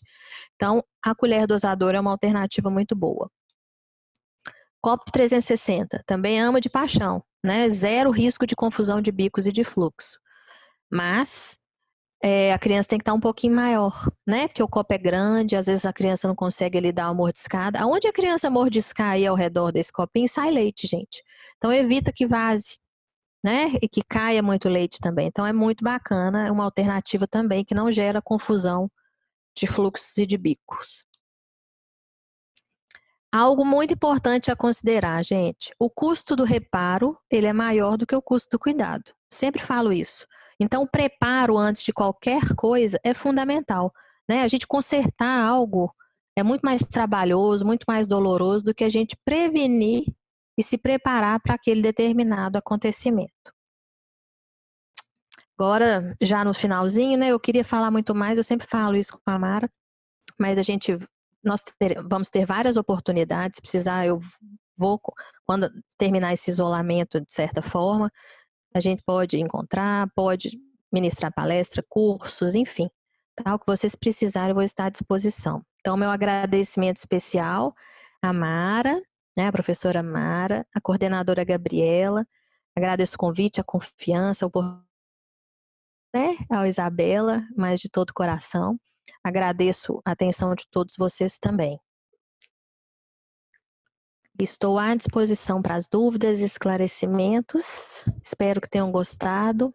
A gente tenta fazer da melhor maneira possível, né, online, mas acredito que a gente tenha conseguido plantar sementinha em vocês das boas práticas.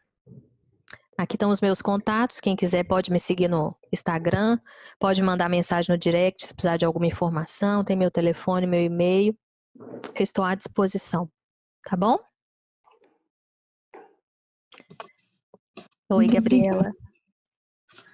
E agora convidamos a acadêmica do 8º período, Monique Faula, para expor os questionamentos do público à palestrante. Boa noite, Marina. Boa noite. Vou te passar agora alguns questionamentos, tá? Claro. A primeira pergunta é da Isabela Carolina. Ela falou assim: vejo muitas mães falando que amamentar dói muito. Uhum. O que fazer para aliviar essa dor? E se o mamilo ferir, como fazer para minimizar esse dano? Então, durante a apresentação, eu fui dando as pinceladas sobre isso, né? O que acontece? Se a mãe está sentindo dor mesmo, tem a errada. A gente tem que ver também o emocional dessa mãe, né? Tem muita mãe que sente a dor emocional só do fato de amamentar ali, é como se fosse um gatilho para outras questões. Por isso que eu sempre falei com vocês aqui que a gente precisa avaliar a mãe por trás daquela mama, né? Mas se existe uma fissura ou se existe dor ao amamentar, tem algo que a gente precisa melhorar ali. Não está certo doer, tá? Tem alguma coisa comprometendo esse aleitamento. Se existir fissura, a gente tem que verificar qual que é o motivo dessa fissura. É o frênulo da língua, a linguinha está presa? A pega tá certo? O posicionamento desse neném? A mama está muito cheia e esse neném está pegando de forma errada? A mãe está apoiando a mama se for uma mama densa ou não? Tá? Então a gente precisa avaliar em loco o foco do problema, o fator causador dessa fissura. Tá bom? Obrigada. A próxima pergunta, na verdade, foi um comentário, tá? Da Sara Maia. Claro. Boa noite. Algo que vejo em relação à família também sofre sobre o aleitamento materno. As políticas que incluem esse direito familiar, existe pouco conhecimento. Exatamente. Falta muita. A gente luta ainda pelas políticas públicas de proteção ao aleitamento, né? Recomenda-se o aleitamento até o 6º mês, mas não dá condição para todas as mulheres terem a licença maternidade de 6 meses, né? Então é algo que é truncado, né? Tem mulher que não tem com quem deixar aquela criança, que não tem um cuidador que não vai querer dar na mamadeira, não vai aceitar. Então, às vezes, acaba gerando esse desmame em função dessa ausência de políticas públicas protetivas ao aleitamento materno, né? E outras questões, profissionais capacitados para orientar essas famílias no processo do aleitamento, né? Tudo depende de verba, de planejamento dessas políticas públicas. As coisas estão melhorando, mas a gente tem que fazer a nossa parte também, né? O governo, se Deus quiser, né, agora aí com as empresas cidadãs, elas entram para defender o aleitamento por pelo menos 6 meses, né, ali para aquela funcionária manter somente o aleitamento até o 6º mês. Então, fornece essa licença maternidade de 6 meses, que é uma maravilha. Os serviços públicos já oferecem isso, então faz toda a diferença para a mãe poder ficar com seu bebê ali naqueles 6 primeiros meses, até para quando ela voltar a trabalhar, esse bebê já começou ali na introdução alimentar, fica muito mais leve para ela, né? Volta uma mulher, um profissional mais segura, uma família mais segura para esse processo. Ok, obrigada. A próxima pergunta é da Isabela Carolina. O formato do bico do peito também interfere na amamentação? Não, foi isso que eu mostrei até uma figura. Acho que a palestra fica gravada, não sei, acho que vocês vão ter acesso. Se não, pode me pedir que eu disponibilizo. Não alterem nada na amamentação. A criança vai abocanhar parte da areola, que é onde ficam as ampolinhas, né, os ductos, que armazenam o leite materno. Se criança pegar mamilo, o mamilo eu costumo brincar que é só um GPS, né? É só o guia da criança para saber aonde vai. No entanto, que a criança faz o arraste em função daqueles tubérculos de Montgomery, que são as bolinhas ao redor da areola. Ele também, essa secreçãozinha, produz um cheirinho que faz com que a criança reconheça que a sucção tem que ser ali naquele local. Então, o mamilo é um GPS, tá? Não, o tipo de mamilo não interfere na amamentação. O conhecimento do profissional, sim, interfere na amamentação daquela mulher que tem um mamilo plano ou invertido. Obrigada. A próxima pergunta é da Adelma Aparecida. Minha filhada ficou muito tempo internada, se alimentando por sonda nasentérica. Sempre chupou o bico, inclusive aquele ursinho que tinha no seu slide. Aquela é mais famosinha. E hoje em dia ela não pega nada pela boca. Até gotinhas que coloca na sua boca, ela faz ânsia de vômito. Isso. O que pode ser feito a respeito?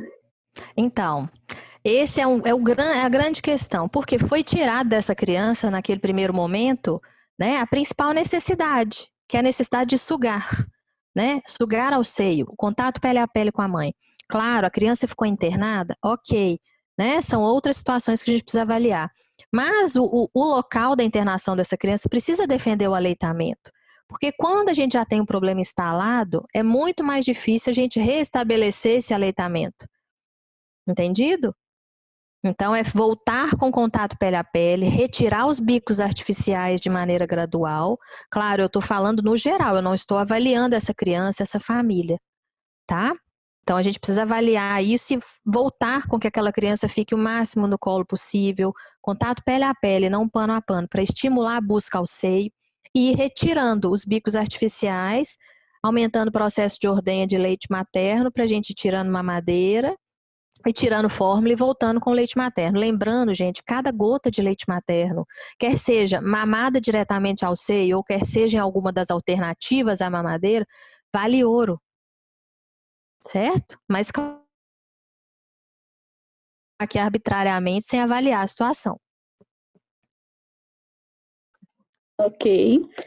A próxima pergunta é da Milena Martins. Durante o processo gestacional, ocorre a mudança do formato do seio. Algumas mulheres possuem o bico do seio invertido. Pode ser que altere para facilitar na amamentação? Se não, então, como é feita a amamentação, uma vez que o mesmo é invertido? Foi o que eu já falei também. O mamilo não faz diferença para o processo de amamentação. Tem algumas mulheres que têm o mamilo invertido e às vezes ele protrui um pouquinho durante a gestação.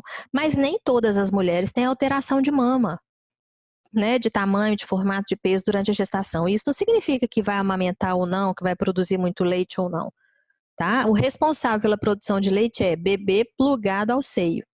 Ok? Então, nada de preocupar com o tamanho do mamilo. A criança vai abocanhar o máximo possível de areola. Ok? Se a criança mamar o mamilo, vai ferir o peito. Então, o mamilo, ele é só o GPS da criança. Ok, obrigada. A próxima pergunta é do Rogério Júnior. Aquele sutiã para mães que amamentam pode ser prejudicial para o formato do seio ou ele é até indicado? Então, é indicado, né, um sutiã.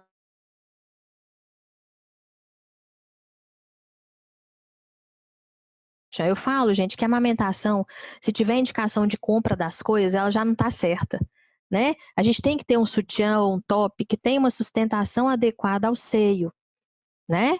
Agora, se a mãe optar em comprar aquele sutiã, tomar cuidado com o tamanho do sutiã, porque ele forma um triângulozinho aqui, quando a gente tira, né, aquela parte de cima.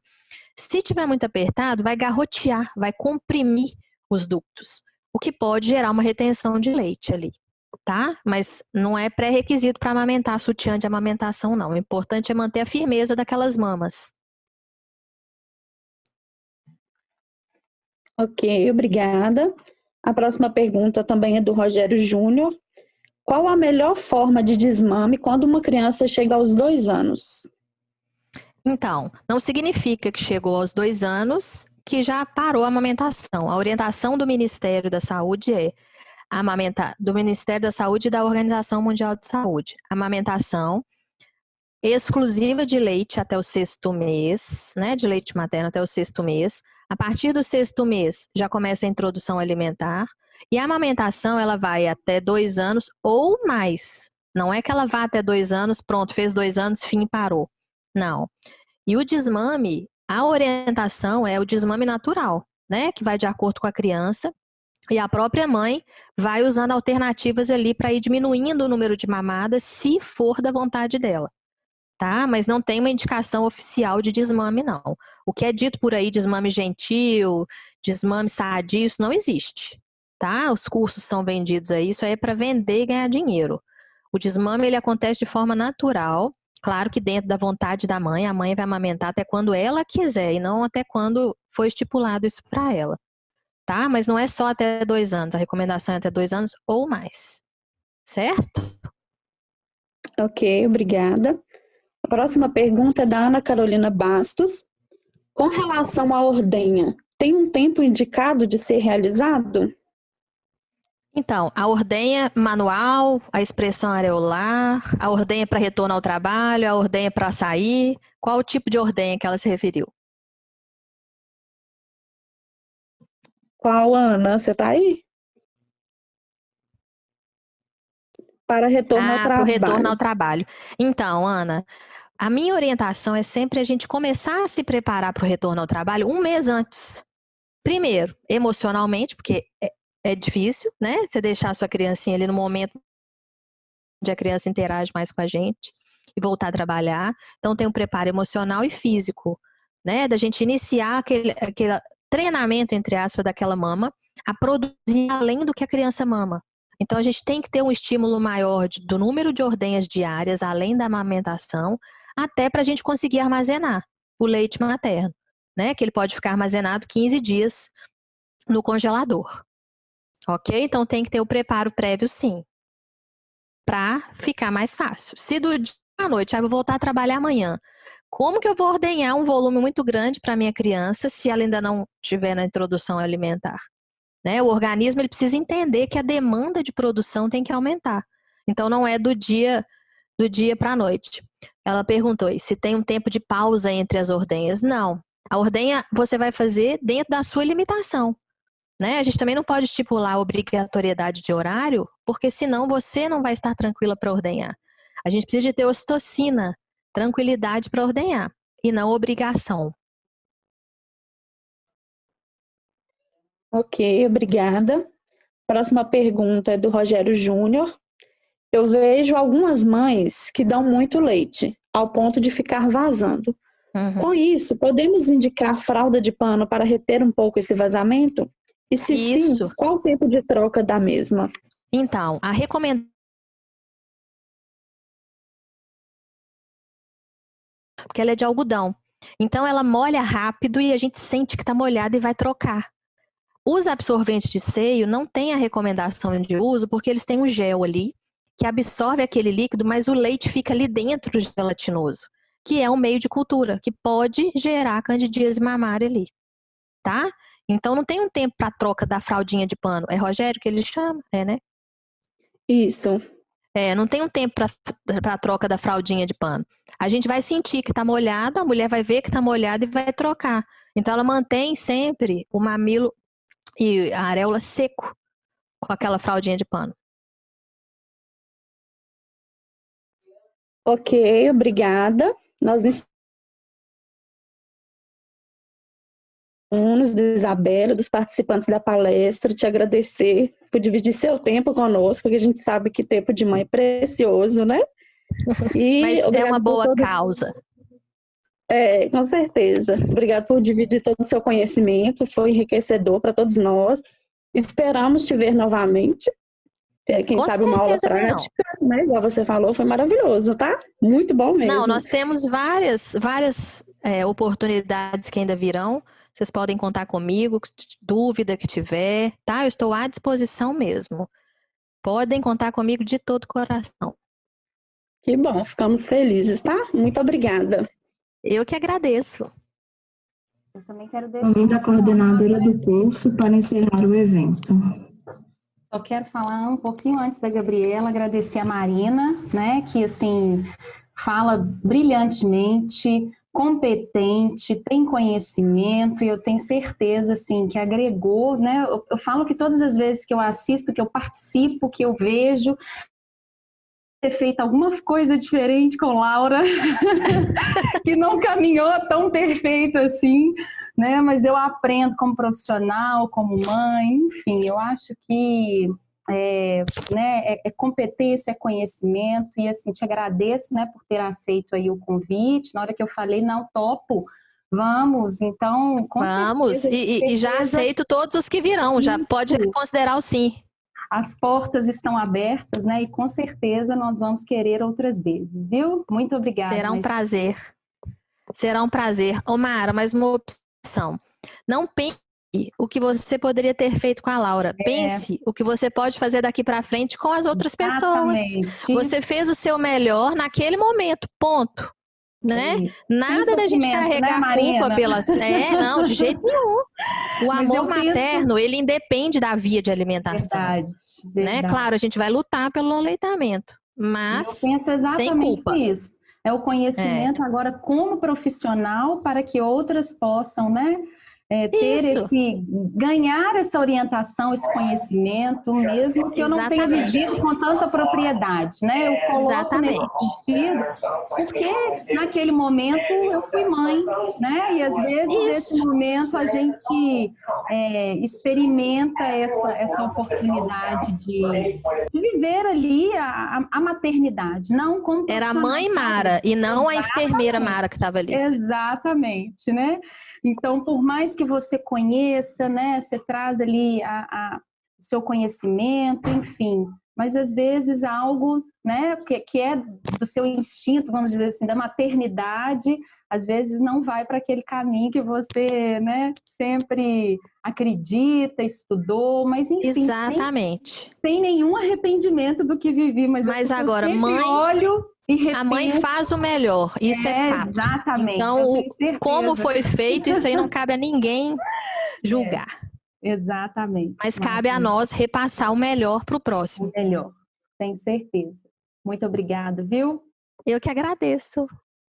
Então, gente, para encerrar o nosso evento, eu tenho muitas pessoas a agradecer. Mara, eu estou infinitamente grata e serei a você por ter nos trazido Marina. Nossa, eu tô fascinada com tudo que você disse. Eu não tenho filhos, né? Então eu ainda tô no tempo de aprender. Quem sabe, vai que, né? A gente nunca sabe. Gabriela, mas eu não falei nem a metade. Hoje foi só... Você vai vir mais vezes, a gente vai ter tempo. Eu falei com ela, aguarde. Pode ficar tranquila, não pode dar liberdade pra gente não, que a gente acredita e daqui a pouco você tá pedindo em altas. Não, mas pode dar. Pode sim. Pode, eu já dei a mão, já dei o pé, o braço, pronto. Assim que retomarmos as atividades presenciais, né, assim que tivermos condições sanitárias para isso, nós vamos combinar um mini curso aos sábados pela manhã, que atende a maior parte dos nossos alunos. Nós também vamos estar lá para a gente aprender, porque eu tenho certeza. O presencial faz toda a diferença, porque a gente consegue ter a conexão ali, pessoa a pessoa. É verdade. Né? É o que a gente está sentindo falta. Aqui eu fiquei palestrando para vocês, mas olhando uma tela, né? É um negócio assim... fria, né? Que a gente tem que se adaptar, porque é o que tem para o momento. Mas quando tiver a conexão pele a pele, vai ser maravilhoso.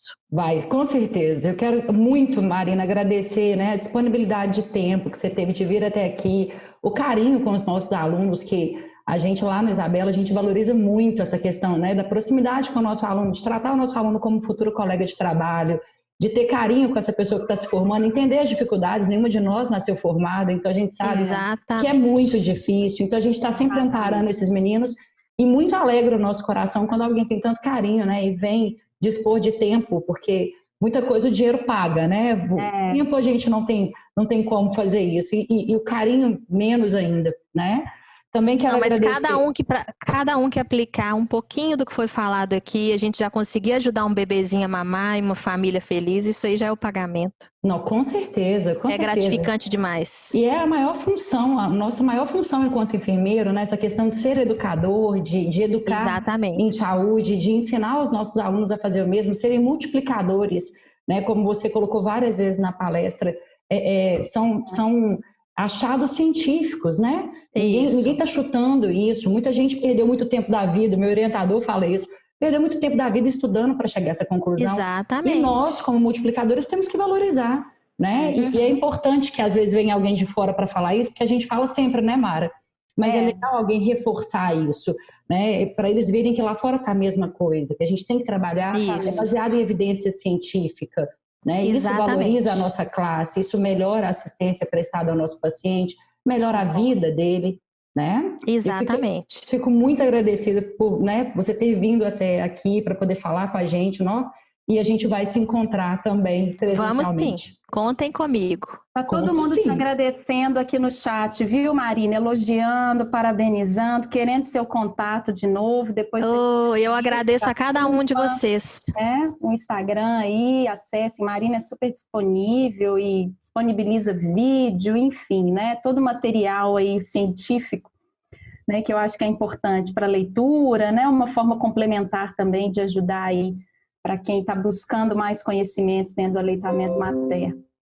O vídeo da palestra vai ficar disponível na íntegra, tá? No YouTube, na página do nosso curso. Então, quem quiser assistir pode ir até lá. Também quero agradecer, né, a Ana Luísa e a Monique, que me auxiliaram no evento brilhantemente, né?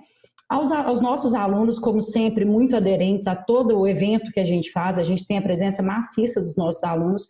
E isso nos Adorei motiva as a fazer... perguntas, achei super pertinentes, são as perguntas que acontecem rotineiramente, né?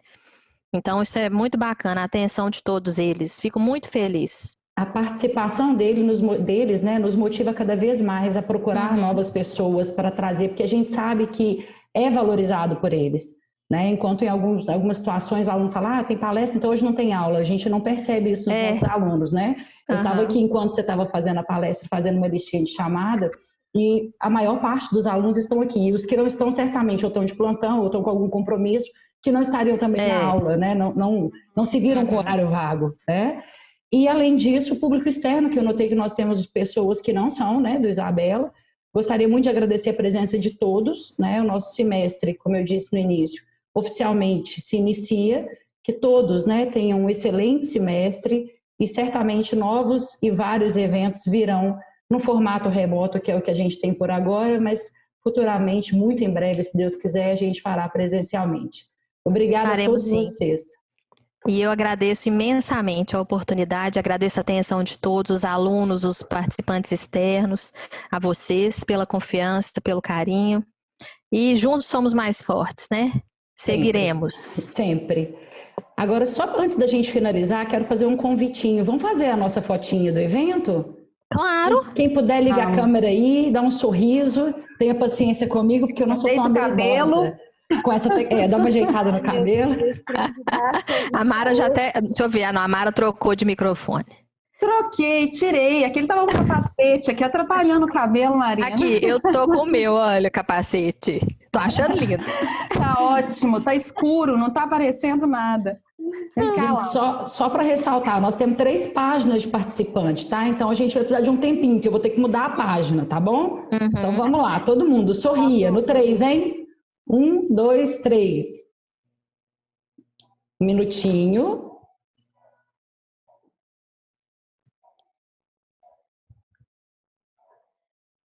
Novamente, sorriam.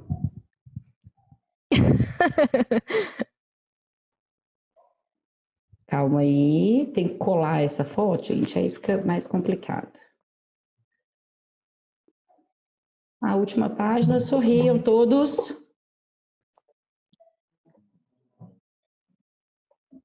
Oi. Ficamos lindos ou maravilhosos? Maravilhosos, todos. Lindos já somos naturalmente, sem muito esforço, né? Então, sorrimos. Por isso que eu falei, ficamos lindos ou maravilhosos? Gente, muito obrigada, Ana. Agora vai encerrar o evento. Obrigada de coração, muito feliz por todos vocês estarem aqui. Eu espero, né, que todos tenham gostado, eu amei. E parabéns a todos por valorizarem, né, o conhecimento do colega enfermeiro. Isso demonstra o tamanho do profissional que vocês vão ser no futuro. Exatamente. Ana? Assim como a Monique e a Gabriela já falaram, agradeço a presença de todos presentes, a coordenadora do curso de enfermagem, aos docentes, a palestrante, aos acadêmicos e convidados que nos prestigiaram nesse evento.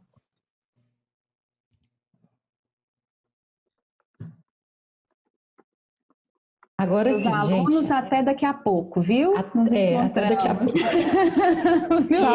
Até daqui a pouco. E eu também vou colocar um daqui a pouco, porque em breve estaremos juntos. Ótimo, Com certeza. Marina. Perfeito, Marina. Beijo, gente. Beijo para todos. Gente, obrigada. Boa noite. Boa noite. Boa noite.